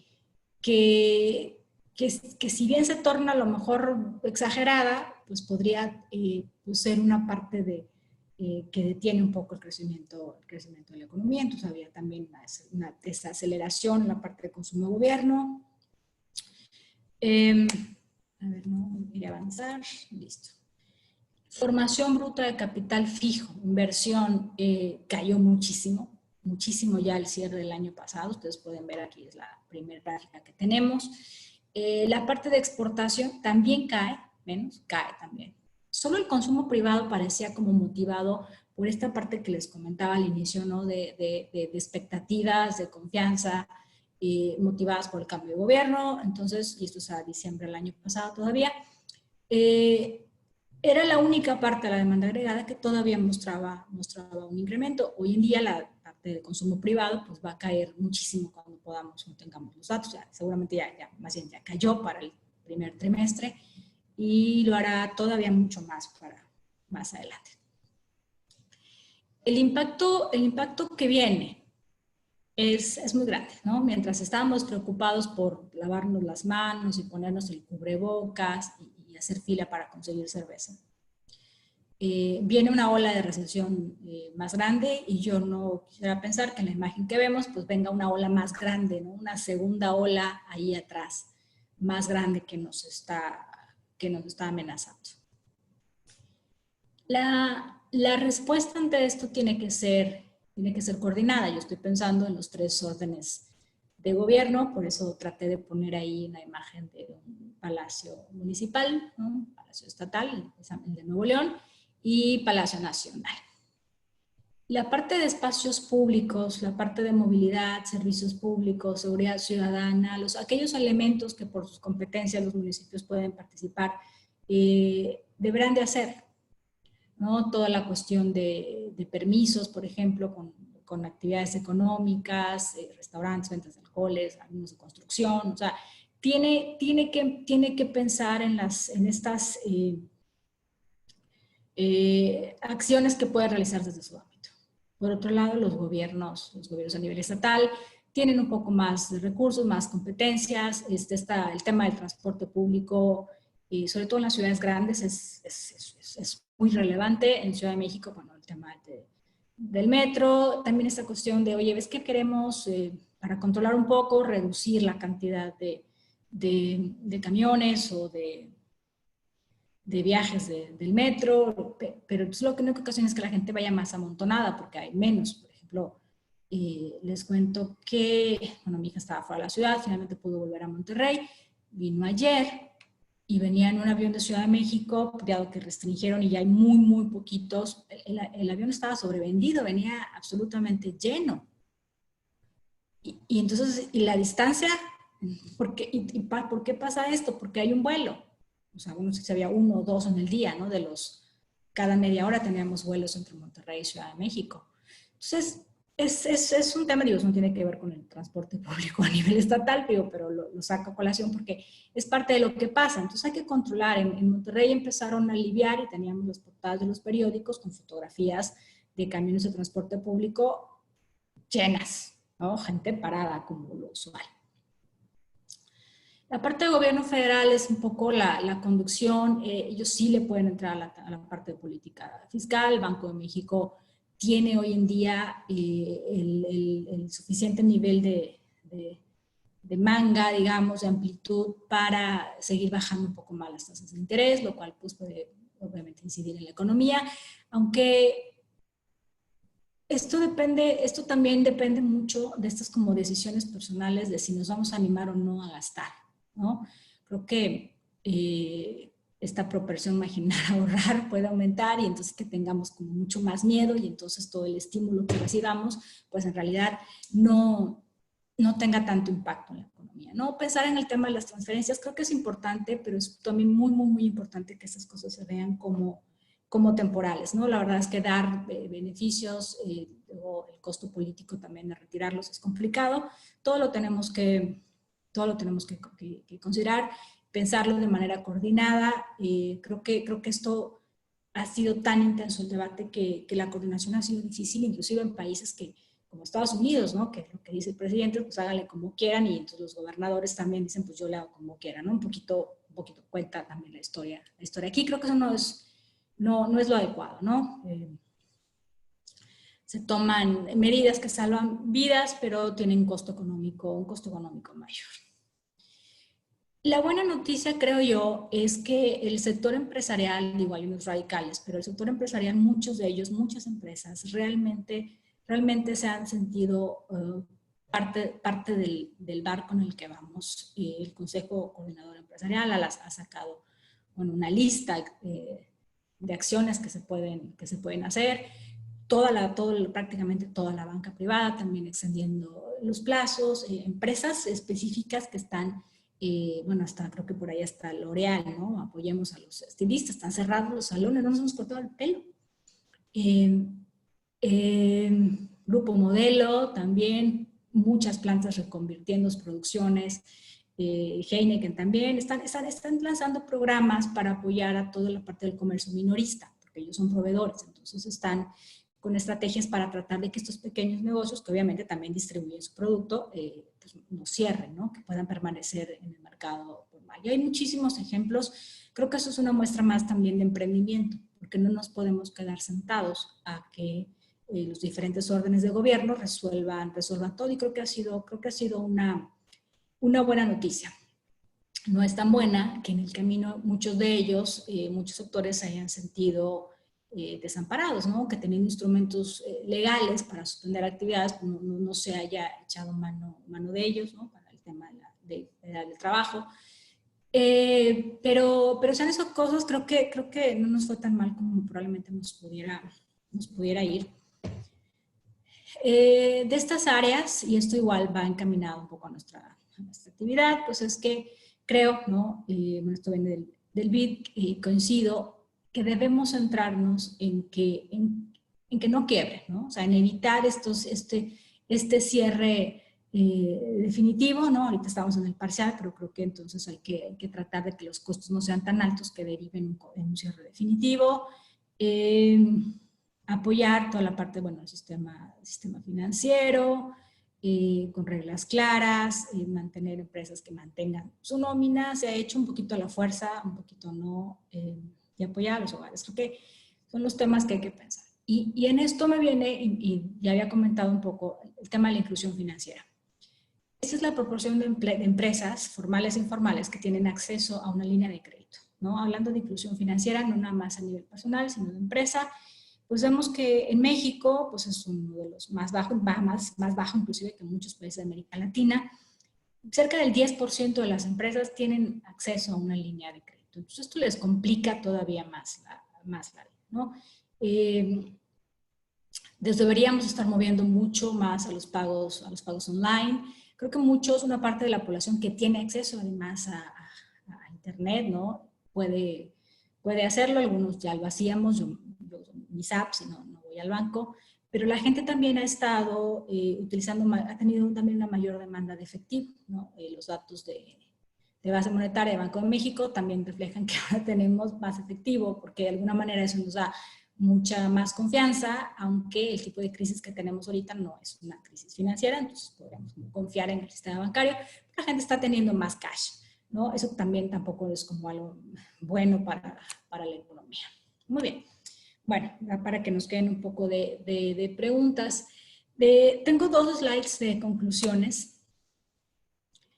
Una es remarcar que no olvidemos lo importante, que sí se están haciendo cosas, que estamos centrados, que nos bombardean de noticias, de cosas que se pueden hacer, pero no tenemos que olvidar lo importante, ¿no? Tenemos que incrementar la productividad desde largo plazo, es menos redituable tal vez políticamente, pero las cosas que debemos de tener siempre en mente y exigir también y pedir que se hagan es, pues, necesitamos un clima de certidumbre para la inversión, necesitamos inversión privada, pública, en capital físico, en capital humano, necesitamos nuevas tecnologías, necesitamos investigación, necesitamos ciencia.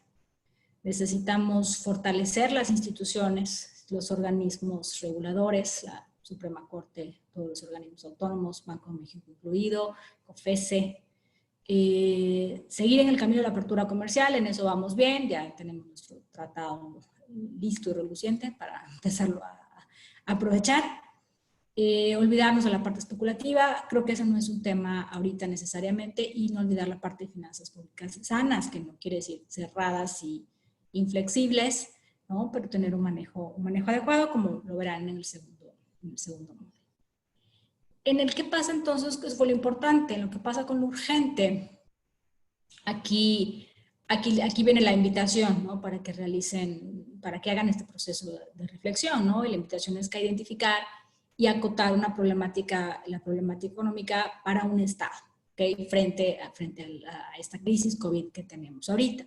Entonces, básicamente es escoger un Estado, revisar los indicadores actuales que estén disponibles en INEGI, indicadores de empleo, de sectores económicos, cómo iba su tasa de crecimiento, a lo mejor algunos indicadores de delincuencia, están los indicadores de competitividad. Esto tiene que ver con la preparación. Esto es como el status quo. ¿Cómo estábamos? ¿Cómo te toma como entidad federativa esta crisis? Porque nos agarra de muchas maneras. Hay economías, hay estados que tenían tasas de crecimiento bastante interesantes y había estados que ya tenían tasas de crecimiento negativo de mucho tiempo atrás. En segundo lugar, bueno, punto número 3, tendrían que identificar tres tres de los puntos, digamos, más importantes de mayor impacto que tienen frente al COVID, ¿no? Sector empresarial, los hogares, a lo mejor el tema de seguridad. Esto tiene que ver con la vulnerabilidad. Y entonces, en el punto número 4, usamos estos dos elementos para el estado que ustedes hayan escogido. Traten de clasificarlo en función de qué tan preparado estaba y qué tan vulnerable está. A lo mejor, digo, Ciudad de México no es como que he estado viendo demasiado bien en esos indicadores, pero pues es una economía mucho más fuerte, ¿no? Si la comparamos con otros estados. Y a lo mejor era muy vulnerable precisamente por ser un estado tan densamente poblado, ¿no? A lo mejor localidades más pequeñas, más aisladas, han tenido una menor tasa. Pero tiene que ver muchas cosas. Entonces yo quiero que piensen en estos dos elementos y que entonces de esos puntos de vulnerabilidad que ustedes identifiquen, piensen en dos acciones que se puedan llevar a cabo por el gobierno federal, por el estatal o por el municipal o por el sector empresarial. No es o, es y, ¿ok? Entonces, plantear en eso, ¿no? Tratar de pensar en todos los elementos que hemos charlado, no es cosa de que esté necesariamente correcto o incorrecto, ¿no? Es una invitación a pensar y analizar las cosas en ese sentido. Y el corolario es, que quiero hacer el cierre, es, tenemos que ponernos de acuerdo en el qué. Es lo que queremos para México. Porque Estados Unidos ha sido muy exitoso en tener muy claro qué es lo que quieren como país. Y que independientemente de los cambios de partido político que han sucedido a lo largo de décadas, no importa cuál partido esté en el poder, tienen muy claro lo que quieren como país. Quieren crecer, quieren seguir siendo una potencia mundial, quieren seguir estando metidos en todas partes. Y después vemos el cómo, ¿no? O sea, después vemos cuál es el camino que vamos a seguir, ¿no? Más de izquierda, más de derecha, para lograr a donde queremos. Inclusive los países un poco más, con gobiernos un poco más de izquierda, pues desarrollados, tienen muy claro lo que quieren es crecimiento y quieren bienestar y quieren menos pobres. Entonces creo que es importante para México tener muy claro y ponernos de acuerdo en qué es lo que queremos. Y queremos un pastel más grande, creo yo. Porque tal vez si lo que queremos es una rebanada más justa, pero de un pastel más pequeño. Eso no nos va a ayudar porque pues, ahí hay un pastel con rebanadas un poquito más justas y parejitas, ¿no? Pero es un pastelito chiquito y tal vez te tocaba más, tal vez estás mejor con un pastel que se reparte a lo mejor no tan igual, pero que es un pastel grande. Y entonces la rebanada que te toca es más grande. Yo creo que sí debemos concentrarnos en tener y construir, sentar las bases de tener un pastel más grande para todos, ¿sí? Y obviamente pensar en que nadie se quede sin rebanada de pastel, porque eso es esencial. Lo primero que tenemos que asegurar es que todos tienen una rebanada suficiente, ¿sí? Y ahí ya avanzamos tremendamente, ¿no? No podemos empezar a repartir y al final dijiste, ay, ¿qué creen? Ustedes ya no alcanzaron. No, creo que eso sí es fundamental. Hay muchas maneras de pensarlo. Obviamente todo requiere recursos, finanzas públicas. Necesitamos dinero para hacerlo. Viene la reforma fiscal, si es que nos animamos, ¿no? Y bueno, ¿no? Yo creo que... Y después nos ponemos de acuerdo en el cómo. Después pensamos cómo le vamos a hacer y cómo le queremos hacer, pero creo que tenemos que tener claro este objetivo fundamental. Y pues muchas gracias. Tenemos un tiempito para preguntas y encantada de tenerlos por aquí. Muchas gracias, Elvira. Muy interesante todo lo que nos has platicado y sobre todo la forma en la que lo platicas, como que es, literal nos estamos tomando un café, ¿no? Hay muchas preguntas. Voy a escoger así a grandes rasgos las que podrían repetirse o podrían ser de interés más general. Hay un término muy de moda que es la resiliencia y que ya es una realidad. En términos reales, ¿tú crees que nos debemos adaptar a esta nueva realidad o tenemos que tratar de arreglar las cosas para volver a los tiempos de antes? Yo creo que no estoy segura, la verdad es que este pavo no tiene mucha información. Somos muy resilientes. Yo no sé si ustedes lo han sentido, pero esta es la 10ª semana que estamos en casa, muchos de nosotros. Al principio era una cosa muy difícil, y a veces a lo mejor no por salir, ¿no? Pero el estar sentada, pues yo doy clases y hago investigación, entonces estoy sentada en la computadora todo el día. Afortunadamente con un trabajo. Y llegó un momento hace un par de semanas en las que te acostumbraste. Y yo me acuerdo mucho de mi papá, que siempre dice que a todo se acostumbra uno, menos a no comer. Y creo que tiene un montón de razón. Si nos acostumbramos a esta nueva realidad, creo que el sentido de la necesidad de cuidarnos es importante. Usaremos cubreboca quizás en muchos meses por delante y nos acostumbramos. Somos fuertes como país también, como cultura, como México, somos resilientes, nos recuperamos. Nos vamos a acostumbrar. Ojalá que sí volvamos a una normalidad que se parezca muchísimo a la normalidad de antes. Pero a eso sí nos vamos a acostumbrar, pero no nos vamos a acostumbrar a no comer. O sea, sí necesitamos que la economía vuelva a funcionar, y por eso pues esta gente que no se acostumbra a no comer tiene que salir a la calle a buscar un sustento.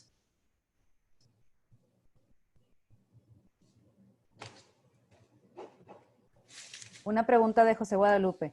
¿Cuál sería una propuesta concreta para los municipios? ¿Pagar a sus proveedores, bajar impuestos aunque no recauden, o endeudarse? ¿O qué sería lo que consideras que les podría ayudar a generar más crecimiento? Yo creo que tienen que cumplir con sus proveedores, ¿sí? No, eso es al contrario, agilizar los tiempos usuales de pago, no cortar gastos. Yo creo que eso es importante no nada más para los gobiernos, sino para todas las empresas que tengan, que funcionen de alguna manera y que tengan proveedores. No se vale, ¿no? Todos estamos en las mismas. El tema de la deuda va a depender mucho de la situación, del punto de partida en el que están los municipios. Creo que hay municipios que tienen posibilidades tienen una economía un poquito mejor, tienen posibilidades, pero hay otras que ni de chiste. O sea, yo creo que sí es importante ver el caso en el que estás. También los temas de los municipios. Hay municipios, muchos, ¿no? Bueno, los municipios, los verdecitos que luego también nos cuentan en las conferencias, que tienen poco riesgo, ¿no? Que ya hay distanciamiento social, ¿no? De manera natural, geográfica. Hay otros que tienen una necesidad de tomar medidas más fuertes por una mayor vecindad, por una mayor actividad económica. Hay que pensar en términos de un poco de esa matriz que les ponía, ¿no? Un poco qué tan preparado estás y qué tan vulnerable estás como municipio o como estado. ¿Cuál crees que es el impacto macroeconómico del factor política en este momento ante la pandemia? El impacto macro de la política. A ver, de la política, o sea, no política pública. A ver. En términos, yo creo que el tema de las tomas de decisiones inmediatas que se puedan tomar, ¿no? En el cómo reaccionamos, en el mensaje que se envía, creo que es una parte importante porque no es de ahorita. Actuamos en base a la confianza, tomamos decisiones en función de las expectativas. Mensajes confusos son difíciles cuando hasta para el niño, ¿no? La mamá dice una cosa, el papá dice otra y el niño no sabe qué hacer.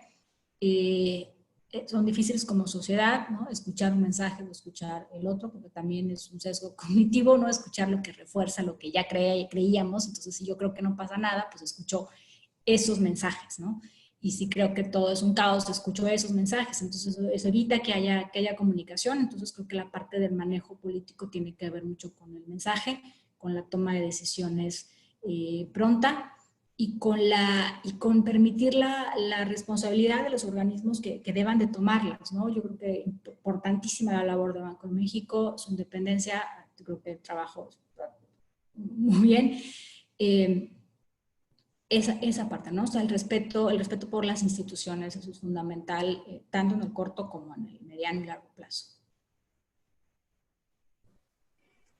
Una pregunta, bueno, ya que pase toda la crisis provocada por el COVID, ¿qué indicadores o qué asignaturas son las que podrían considerarse válidas para medir el desempeño? Es una pregunta que se ha repetido con diferentes, porque también vemos el tema de, bueno, que se tiene la idea de ya no medir el PIB, sino medir el bienestar.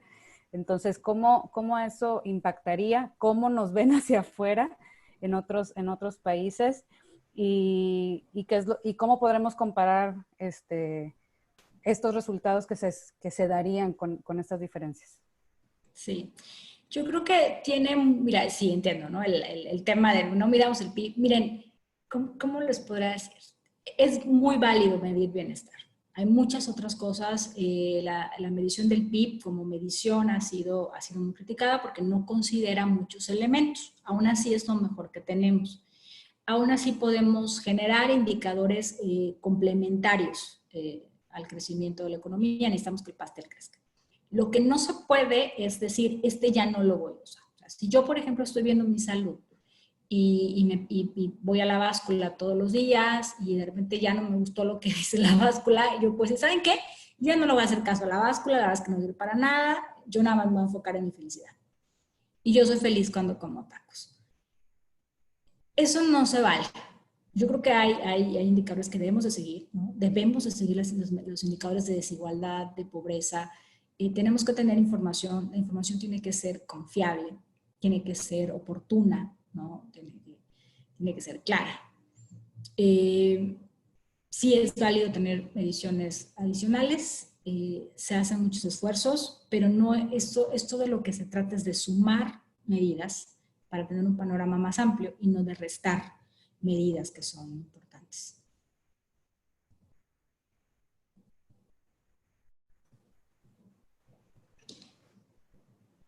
¿Qué opinas del futuro de las micro, pequeñas y medianas empresas después de la pandemia? Que muchas de ellas no reciben apoyo del gobierno, otras han tenido que cerrar, otras han tenido que posponer. Y también, bueno, el despido masivo de muchas personas que dependen de estas empresas. Ya, bueno, como opinión, la verdad es que es algo sumamente preocupante. Yo creo que todos necesitamos ser sumamente sensibles a la situación. Estas cuestiones que de repente, la verdad es que en sectores a lo mejor muy pequeñitos, no es que son pobres porque quieren, no es porque, es que no, ¿para qué salen si ya saben? Y entonces tratar de entender que hay una complejidad tremenda. Creo que muchas empresas van a volver, pero van a volver en unas condiciones terribles, con deudas. Si de por sí, para mí fue sumamente sorprendente ver cómo un mes después de que habían cerrado las empresas, empezábamos a escuchar que las empresas estaban cerrando, estaban quebrando porque ya no tenían recursos. Y creo que es sumamente preocupante pensar que una unidad económica, una empresa, no tenga una reserva de un mes para sobrevivir sin ventas. O sea, de un mes. Y lo mismo con los hogares. La verdad es que eso pasa a nivel de hogar. Si alguien pierde su empleo, el siguiente mes no tiene que comer. O sea, quisiéramos tener una reserva de 3 meses para sobrevivir en lo que encuentras otro segundo empleo. En condiciones normales, en condiciones de crisis, pues está tremendo. Y nos damos cuenta que tenemos toda la micro, pequeña y a veces también de la mediana empresa no tenían esta posibilidad de permanecer un mes, ¿no? Ante una situación como esta que vivimos. Y creo que van a regresar peor. Creo que es importante trabajar mucho en la parte de capacitación para la administración de las empresas, el acercamiento tal vez a la formalidad, el acercamiento para que puedan tener acceso a sistemas financieros, para que deje de ser una caja chica de tu casa, ¿no? Para que puedas o sea, esta parte de cultura financiera, administración básica de las micros pequeñas, creo que había un mal manejo, mucho tiene que ver con esta falta de información, capacitación, pero creo que van a regresar, o sea, porque la economía sí vamos a volver, hay un ciclo, o sea, sí vamos a volver, pero van a regresar en condiciones peores de las que estaban y yo creo que hoy vimos que las condiciones en las que estaban antes de las crisis no eran para nada buenas.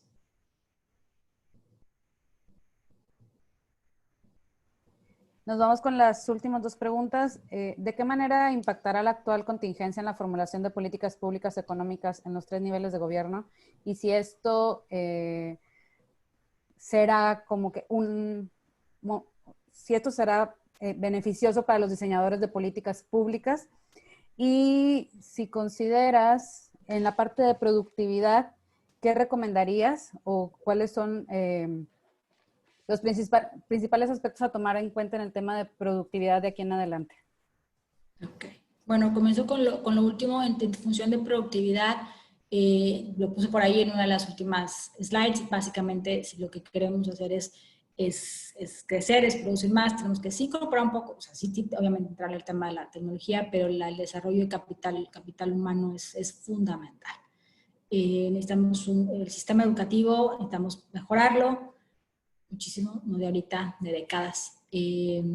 Básicamente tiene que ver con la inversión en capital física, inversión en capital humano y tecnología, investigación, ciencia. Nos lleva un montón de tiempo, no hay fórmulas inmediatas, nos va a llevar tiempo, pero creo que es importante. A la parte que decía como que si esto es beneficioso para los tomadores de política pública, creo que es un poco tricky, ¿no? Porque ahí más bien pareciera como un beneficio, entiendo que si va por él, habrá un beneficio privado para el tomador de decisiones, ¿no? Como en el sentido de me aprovecho. Hay un riesgo si va por ahí. Yo más bien pensaría que si es beneficioso para la toma de decisiones de política pública, pensaría que es beneficioso para nosotros, para la ciudadanía. La crisis ya es mal de por sí, pero es un momento, puede ser un momento de sí aprovecharlo, de sí enderezar caminos, pero sí hay un riesgo de aprovecharse de la situación, porque muchas veces decisiones y medidas políticas que se toman en situaciones de crisis o en situaciones de necesidad, a veces es difícil regresarlas, ¿no? El entender que son medidas temporales, ¿no? Si no, pues algunos de ustedes, yo no, ya les dije que nací después del 75, cuando se crean, ¿no? la tenencia para pagar las Olimpiadas del 68, pues es una medida temporal que, bueno, se tardó un poquito en desaparecer, y luego nada más la única opción fue como transferir el problema a otra parte. Es esa parte, ¿no? Poder aprovechar, recomponer caminos, se puede, pero tener en mente que hay cosas que si son necesarias, bien deberían de ser temporales.